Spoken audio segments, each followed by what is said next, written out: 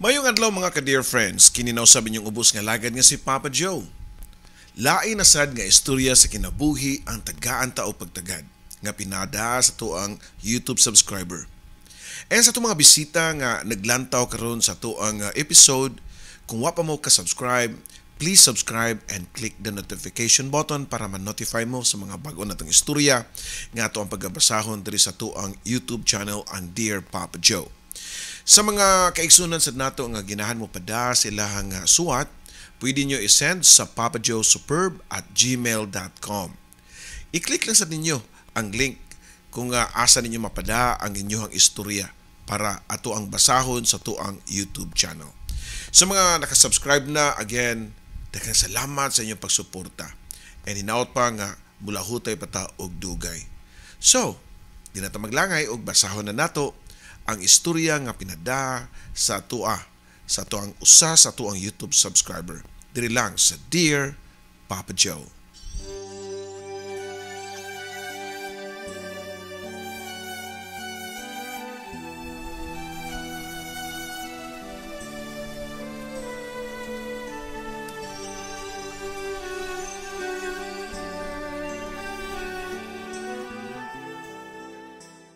Dear Papa Joe, good day! Una sa tanan, manghay kong pasalamat ni mudaan sa pagbasa nining ako ang love story nga ako gining gituyo pagsuwat tungod sa pagsigig convince sa kong friend nga ang iyang pangalan kay si Kien nga ipadala nako nimo para mabasa on air sa imong YouTube channel ang akong istorya. Papa Joe, ako higala nga si Kien, usa ka Christian o big fan and listener sa imong programa nga love story gikan pa kaniadto og hangtod karon. Siya nagpursigi nako nga magpadala sa kuang istorya sa kinabuhi ug gugma. Mo nga niya ko karon nagsuwat nimo. Tawagan ako sa pangalan nga Mary, 29 years old, from northern part of Cebu. Way back sa akong college life, nahinabi na ako si Paulo, usa sa akong textmate kaniadto. Dito nagsugod pagsulbong ang usa ka relasyon. Na-in-love me sa usapin agi lamang sa text-text, sending sweet messages, sending nonsense topics. Hangtod pagani nga maabda na lang og tag alas 2 sa kadlawon. Wide awake me gihapon kaming duha. Way puas ang pagtulpok-tulpok sa cellphone sa pagbinayluay og mga love messages. Sa kalit lang, nag-send siya nako og taas kayo nga mensahe, Papa Joe. Abi na ko giya na puntong mga balak nako. Kay lagi sweet man kayo siya nako. Ikay writer ani, pangutana ko pa. I wish makahimo kog ingon ana nga song tubag pa ni Paulo. Aw song di ay ni? O say title ani, pangutana ko pa. Ngadto niya. Only Love bitaw na, mo na ato ang theme song ha, Mary ha. Hala uy, nagkurug-kurug ko sa kakilig, Papa Joe. Kay ako din gi-search sa YouTube ug unsa nang kantaha. Ning gawas man dayon ang lyrics sa kanta nga mga alas 2 na sa kadlawon. And the rain is falling. Unya ang melody kay nice good kaayo. Moto nga nilili ko sa gawa sa bintana unya kay nagtaligsik pa man. Niulan pagyudayon, puwerte yun akong emote, Papa Joe. Ikaw ba'y my love? That was the first time nga na-in love ko. And I thought it would be the last. Kaya of course, gusto ko si Paulo na ang akong forever. Bisan og sa text lang ang among communication. Pero happy kay me. Og doon na nami mga damgo sa among future. We built our home and family together in our dreams. In our dreams, good Papa Joe. Yes, kutubra sa damgo kay nagkabuwag naman di ay mi. Diyang nag-second year college na ko sa Cebu City. Nag-study magug ko ato nga time sa Cebu Technological University main campus. Akong gikuha nga kurso kay Bachelor of Science in Industrial Technology. College student ko og si Paulo usa ka factory worker. Nagbuwag mi pinaagi sa mayong kabubuton. Nisabot siya nako kay busy ko og angay ko nga mo focus sa ko ang studies. Nisabot ra gyud si Paulo nako. Nagbuwag mi pareho nga love na mo ang usag-usa. Wala na punta sa wa ang among panagbuwag kay after 2 years nakagraduate jud ko sa kurso. Unya, nang-apply ko og trabaho og nadawat ra pud ko sa usa ka company nga ako ang gi-applyan. Nakalampos na ko, na nako'y trabaho ug feeling nako niadto nga accomplished nako sa akong life. Pero di gihapon kompleto tungod kay wa ko'y uyab. Naunaan ako ang akong first love nga si Paulo. Kung unta, nagkailami karon nga successful nako. Wala na tay babag sa mong duha. Pero wala na siya. It's been 2 years, sukad nga nagbuwag mi, wa na ko'y kasayuran, ug asa na siya.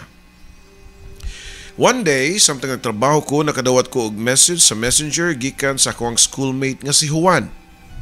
Kumusta na ka, Mary? Chat pa ni Juan nako. Sa tarang schoolmate nako si Juan ang wa nako gi-expect nga mo chat nako og kalit. Kay niadtong nag-eskwela pa ko, wa am gani mi tinagdanay. Unya karon ni chat lang siya kalit nako. Simple raman hinoon kayo yan chat nako. Simple ra pud ang akong tubag niya. Okay raman. Ikaw, tubag ko pa. Simple na kayo ang intro sa mong chat history. Pero ang simple, nahug ug complicated. Diyang pinaagi sa chat-chat, nagkauyab ng Juan, unya niabot ang sigayon nga nagka-linapaay gyud ang leon ug karniro. Unya, nabuntis ko, Papa Joe. Ang simple nahimong complicated, unya nahimong kalbaryo. Magsige na kong absent sa kong trabaho tungod kay kanunay ko nga bation ang kalipong.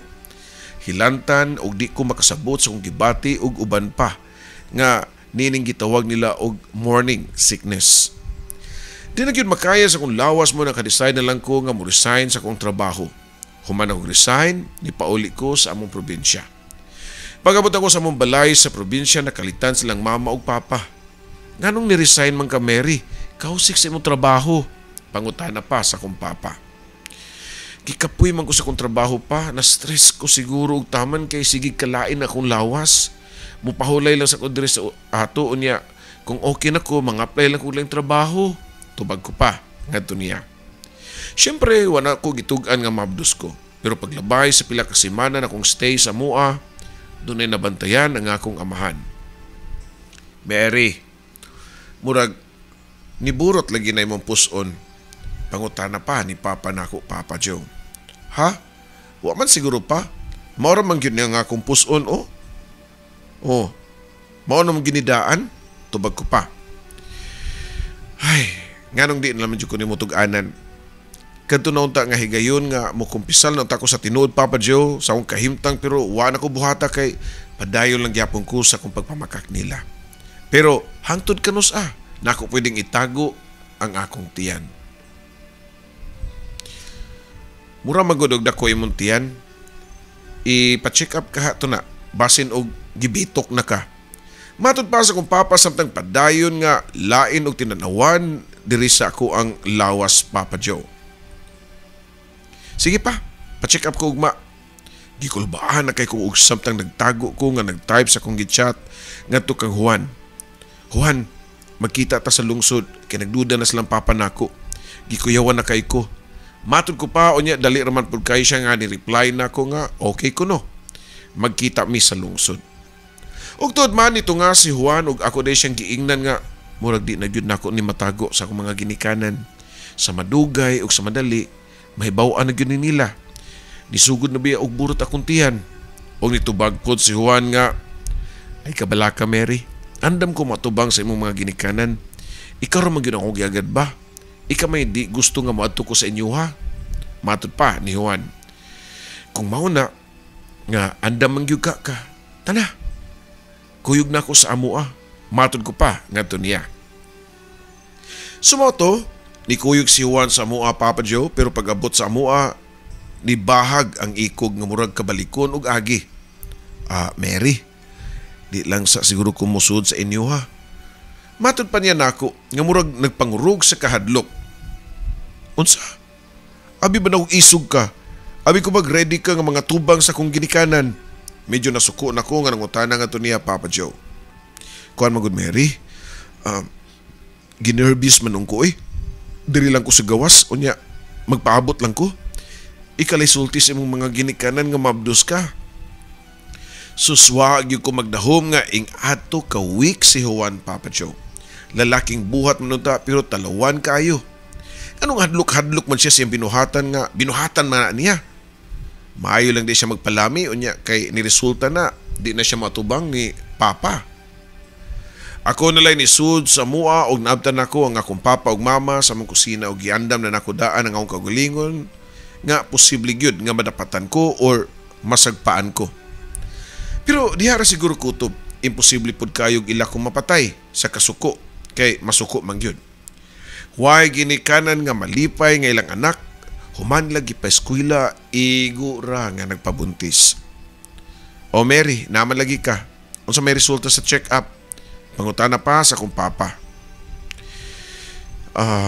Kuhan pa, kanang sa tinudanay lang, mabdos ko. Nagkabunga-bunga pa na kong tubag, Papa Joe. Nahapak ni Papa ang lamesa o kusog kayo.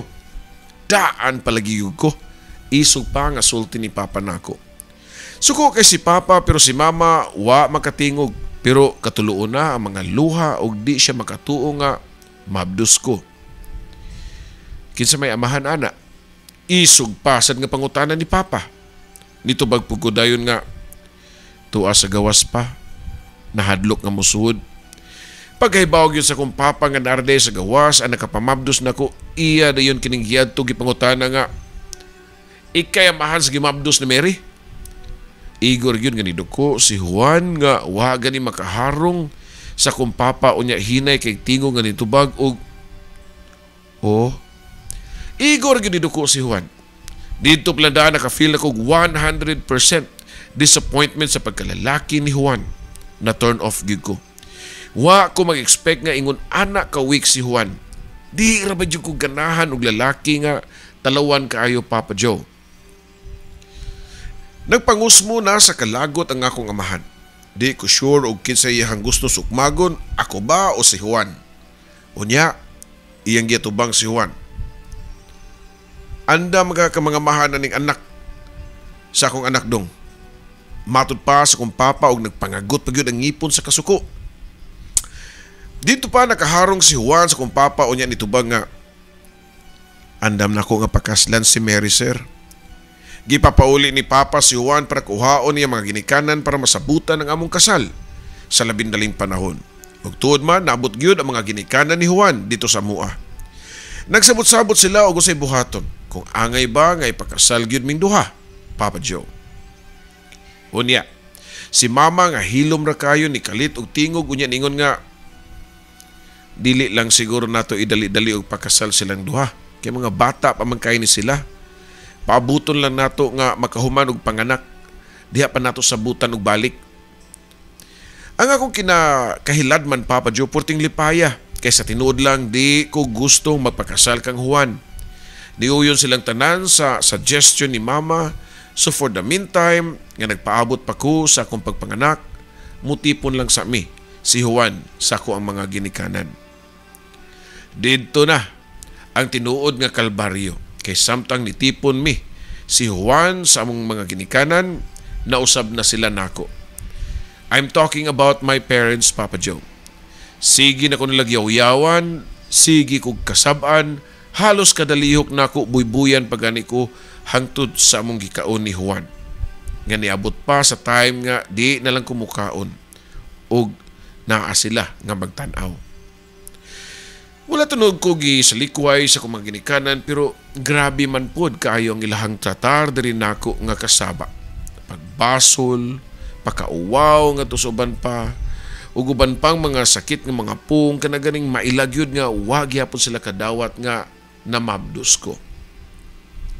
Dili kay ako ray gitratar og bati sa kumang ginikanan. Hasta sad si Juan. Harap-harapan lang kasab-an.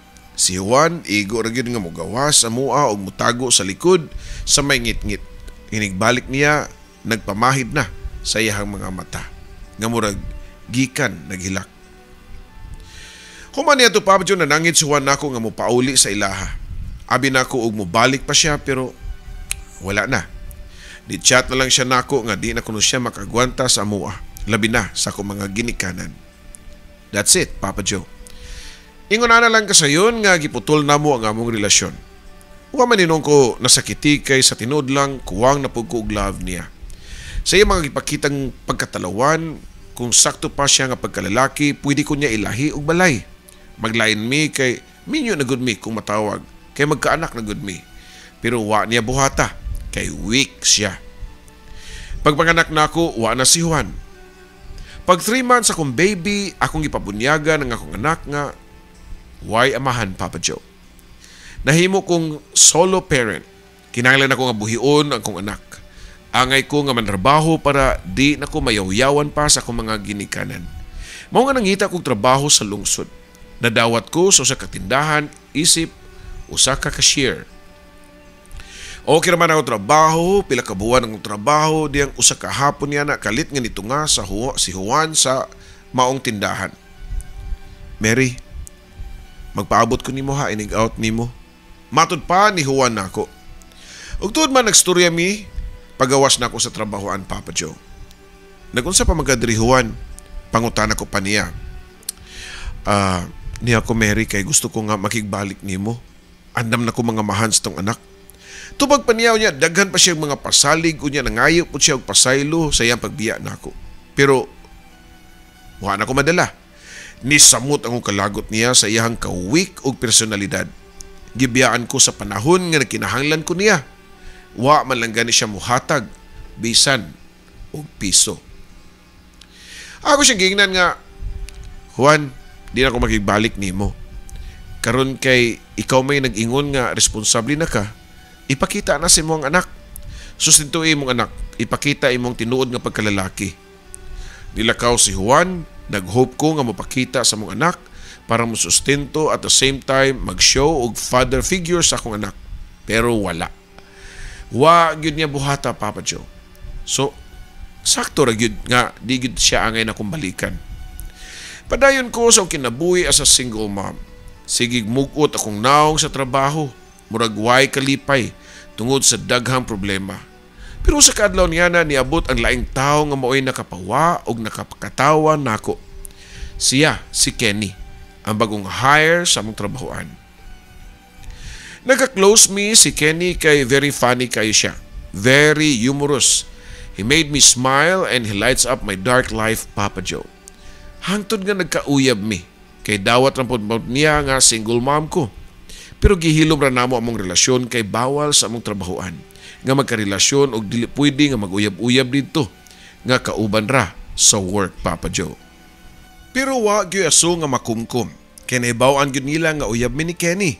So ang netabo, giputbol min duha si Kenny. Wa na may trabaho, Papa Joe. Wa na gipaybaw sa mga ginikanan sa hinungdan nga nung naputbol ko sa trabaho.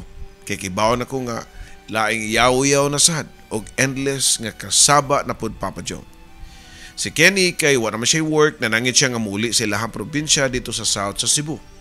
Pero before siya niuli, nagkita mi so sa kay doon ako no siya ihatag nako. Kwarta ang gihatag ni Kenny nako. Kay para daw to sa kong baby. Wow. Grabe ang katouch, Papa Joe, kay dili gyud siya ang papa sa kong anak. Pero concerned siya. Long distance relationship ang nitabo na munduhan ni Kenny. Ako nang itagtrabaho nga connected sa konkurso nga nahuman og kaluoy sa Ginoo. Nadawat naman pod gihapon ko. Samtang si Kenny nitiwas og eskwela sa ilahang lugar dito sa Moalboal. Nagtrabaho ko. Si Kenny nag-eskwela. We both know how much we love each other pero niabot ang time nga mag-away na mi kay wa na mi tarong nga communication. Kay nihit kayo signal sa ila. Tagsara mi ka chat or video call. Sige nag-away og tagsara gani makakitag signal si Kenny pero inig video call na mo. Igo ra gyud mi mag-away. Sumoto. Nadugay nakahukom na lang mi nga magbuwag. Nakahila ko kay love manuta nako si Kenny. Gisayangan ko sa among relasyon ug abi nako siya na. Pero di pa di ay gihapon, Papa Joe. Kay dantan og pila ka semana napo ko'y nailaila nga laing lalaki nga nagpangan og oyet. Ang kunon ko nga desperada ko kang Kenny kay si Kenny manggidunta ang akong love. Pero mo hinungdan nga napugos ko og sugot kang oyet para tambal sa akong kaguol. Pagpanguyab ni Oyet nako gisugot dayon nako. Unya nakig-live-in pagyud ko niya. Fast forward, nag-live-in na mi ni Oyet. Unya nagkaanak mi og duha. Gituyo nako nga magpaanak kang Oyet para makasiguro jud ko nga mao na gyud ni nga laki. Nisugod naman ko og pangutana sa kaugalingon nganong walay lalaki nga mudugay nako. Naamang kaha nako ang problema.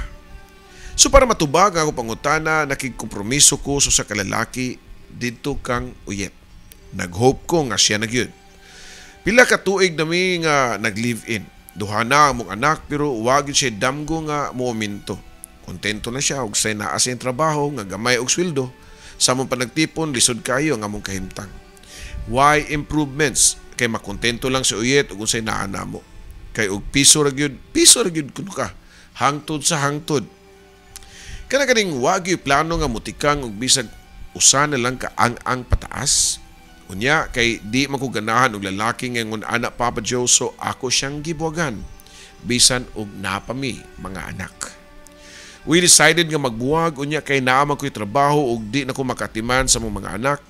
Gidani Oyet ang among duha ka anak unya niuli siya sa iyang side. Kimingaw kay ko sa akong duha ka mga anak Papa Joe pero wa ko'y mahimo kay kinahanglan ko nga manrabaho. Focus na ko sa akong pagpanrabaho para makabuhi ko sa akong mga anak nga tulo ka buok. Ang kamagwangan nga anak namo ni Juan plus duha ka anak namo ni Oyet.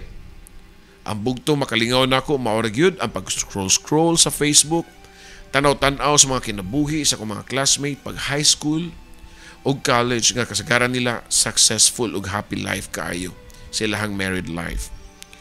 May pa sila, happy pa. Ako ka. Nganong di magyug ko magmalipayon sa tanan akong karelasyon. Hangtod pila kaha ka lalaki nga mga ginako usapan ako matagbui ang lalaki nga maoy mulahutay diri nako. Nadugay ako scroll sa Facebook na kit-an ako ang profile ni Paulo nga akong ex. Kung nakahinumdum pa mo Papa Joe, Paulo was my first love. Gistalk na ako ang FB ni Paulo og dito ako nibaw-an nga married na po di ay siya og duna nay mga anak. Unya tuwa siya og Taiwan nga nag-OFW. Nagduduha ko ug ako ba siyang chatan. Nakahukom ko nga, why not? Mangumusta ra masag ko. Siguro way daotan. Hi Paulo, ka-remember pa ka nako? Matod ko pa niya. Taod-taod ni-reply si Paulo, O Mary, ikaw man lagi. Of course, kinumdum kay kunimo Tubag pa niya Papa Joe. Kinumdum po ka sa song nga Only Love. Pangutan ako pa nga to niya. Nakita na ko ang pag-type niya. Og sigig ... Balik-balik og type unya i-delete na pud. Kana ganing mailahan jud nimo nga sige type niya, sige delete niya. Sige po kog paabot. I wonder o sa iya reply rin nako. And finally, na-send gyud niya ang iyang reply. Akong gibasa Papa Joe. Mary, minyo nako og nanak ko yung mga anak. Di na ko ganahan nga basin mao pa ni makadala og kasamok sa kong pamilya. Og imong pamilya. Mao nga dila siguro ta maghisgot sa ato ang past. Wala ko mo reply kang Paulo. Para asa pa man. Sakto siya. Kung magpadayon namang communication, basin mao pa'y hinungdan nga madugkatan og balik ang napaw nga kayo sa among kagahapon. Gisearch na ko sa YouTube ang song nga Only Love. Unya, gipaminaw na ko og nakapahiyom ko. Pagkanay sa song Papa Joe, makapa-in love. Pero ang song ragyod ang nice kay wa may ayo ang akong love life. Unya, sunod akong i-search mo ang Facebook account sa lain akong ex nga si Kenny. Wow, nakagraduate na din siya. Kaya yung profile pic, nagtuga naman. Meaning, nakagraduate na siya og college. Akong gitsyatan si Kenny, Papa Joe. Musta Ken, kaila pa ka nako? Pangutan ako pa nga to niya. Totoo po ko nga nagpaabot siyang reply and then finally ni-reply siya nga, okay raman ko Mary, ikaw, pila ni mong anak? Nitugan lang sa ko sa tinuod Papa Joe nga tulo ang akong mga anak. Tulo akong anak pero way bana. Tubag ko pa. Aw, mayo pa ka, nakatulo na ka. Ako ani, wagan ko'y anak. Wapag uyab. Matod pa ni Kenny. Hala, mao ba Ken? Kung mao nang single ka, pwede pa data kay single mom man sad ko. Tubag ko pa. Pero wa ni reply si Ken. Amo to sa kahiyang ginuguna, mao nga ni chat ko usab niya. Ako siyang giprangkahan nga until now, love panako siya gihapon. Pero ni-reply siya nako, Papa Joe, nga, Mary, thanks imong love ha, pero di pa ko ready mo sud og complicated nga relationship. Basin ma-distract pa ko sa akong work. Focus lang sa ako sa akong work ron. Nasakitan ko pag-ayo, Papa Joe, sa pagbalibad ni Kenny nako. Wa ko magdahom nga siya pa ang modili kay I remember before. Niya tong kami pa nga patay kay siya nako. Di gani unta siya musugot nga magkabuwag mi. Pero ako mangyud ang niputol sa mong relasyon. Mao nga wa siya nahimo. So kaniya to, Papa Joe, sa mong pag-chat ni Kenny, sige na kong paminaw sa song Truly ni Lionel Richie. Kay mao may theme song na mo ni Kenny sa una, Papa Joe. Siya kanta-kanta while reminiscing sa mong kagahapon og nag-imagine nga magkakami pagbalik. Unya, pagkasunod adlaw ni chat na sab siya nako, telling how much I love him, how much I adore him, nga I'm willing to sacrifice my life para lang niya. Para nako, mura nako og na-obsess nga to kang Kenny. Kenny, magkita tabi? Or bisan ganahan ka, ako'y mo anak diha. Matod ko pa sa akong chat niya. Mary, kanang imong iari nako, may patuon ni mo imong mga anak. Be with your children, oy. Nagkinahanglan silang pagmahal isip usa ka inahan. Okay raman, Ken, kay sige man ko padala og kwarta nila. Tubag ko pa. Well, ang kwarta dili na enough, oy. Kinahanglan na sila og motherly love and guidance. Kanay mong gisigian og chat nako, may paadton lang kasi mong mga anak. Matud pa ni Kenny nako, mao nga na-frustrate ko. Usahay, wa nagyo ko siguro wa nagyo love nako, Papa Joe, kay ako nagyo ni offer niya siya pa'y nibalibad. Pero wa ko mo give up. Padayon kong chat niya, confessing how much I love him. Unya, ni-reply si Kenny nga, Mary, paminaw na ko, no? Nagkinahanglan lang kag spiritual healing. Kanang sigig paminaw nimo og kanta nga truly, may pa ipaminaw na nimo og mga praise and worship nga song. Ha? Karon pa ko nimo, Ken. Relihiyoso naman day ka. Matug ko pa nga to niya. Ako na siya gikatawan, Papa John, niya to. Pero ni-reply siya nako nga, there's nothing funny sa usa ka tawo nga relihiyoso. Akong advice nimo, Mary, nga nikahuman nimong chat nako, is search sa Google ang Jeremiah 29 verse 11. Sumo to, Papa Joe, ako po siyang gisunod o gisearch na ako ang Jeremiah 29:11. For I know the plans for you, declares the Lord, plans to prosper you and not harm you, plans to give you hope and future. Human akong basa sa Bible verse nga gihatag ni Kenny nako, ako di siyang gichatan. Ken, gibasa na nako, it's all about the promise of God di ay, no? Nga naagyo di siya plano para nato, no? Bisag unsa pa nakabati ang sitwasyon nato. Ana din na, Ken. Salamat ani nga verse ha. Murag nahayag-hayagan ko. Good. Sige, Mary. Starting now, or from now, padadaan natin ka pirmi og mga Bible verse nga mao imong basahon kada adlaw. Padadaan po tika og mga playlist ng mga praise and worship songs nga mao ipaminaw nimo kada adlaw. Matod pa ni Ken, Papa Joe. Ug mao to, Papa Joe, very patient kayo sa, or patient si Ken diri kanako. Nga sigig send kada adlaw og mga memory verse nga maoy iyang ipabasa nako. Unya iyahang pahinuklugan pa nako. Dapat ko no nga ako gikunong i-feel ang mga song ni Don Moen, Hillsong o guban pa. Kada chat nako kang Ken mo bawas gyud siya dayon. Never gyud ko niya nga gidedma, Papa Joe. Pero kung musimang na gani ko padayag sa akong feelings nga to niya, oh, nanasabtaan na, Mary ha. Ay kung ingna nga mobalik na punta o balik na sa kong pasabot nimo nga di na lagi ta para sa usag-usa.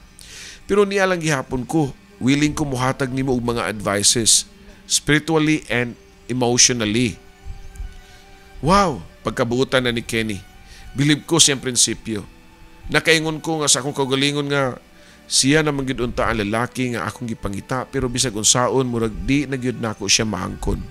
I guess padayon lang ko anig chase sa love, Papa Joe. Siguro this time I need to chase the love para sa akong kaugalingon nga pamilya o kaugalingon nga anak, which is maoy nagkinahanglan sa akong love. Until now, I'm still chasing love. Kung kanus amang gani nako masakpan ang true love, wa pa ko masayod, Papa Joe. Thank you so much, Papa Joe, sa pagbasa nimo sa akong suwat. Dini na lang kutob, Mary. Daghang salamat, Mary, ha, sa imong pagpada sa imong suwat tampo. And I'm sure daghan nga mga kaigsunan na to nga makarelate nga daghang mga pagmahay nga ilang nabuhat sa una nga makaingon sila nga may pawan ako buhata kay maora man ta dahil ni siya sakto unta. But you know, muna ginaingon nga dunay plano ang Ginoo. Okay? Di naman na nimo mabalik pa. Sakto si Kenny. And in fact, kung ikaw, makapaminaw ka na ako sa radyo, kung ingon ka na ako nga, or avid fan si Kenny, maybe he got it from me also, nga mo yun na isultin ako. Nga, do not chase love if ever failure ka pirmi sa love. Kaya maybe the problem is probably naani mo.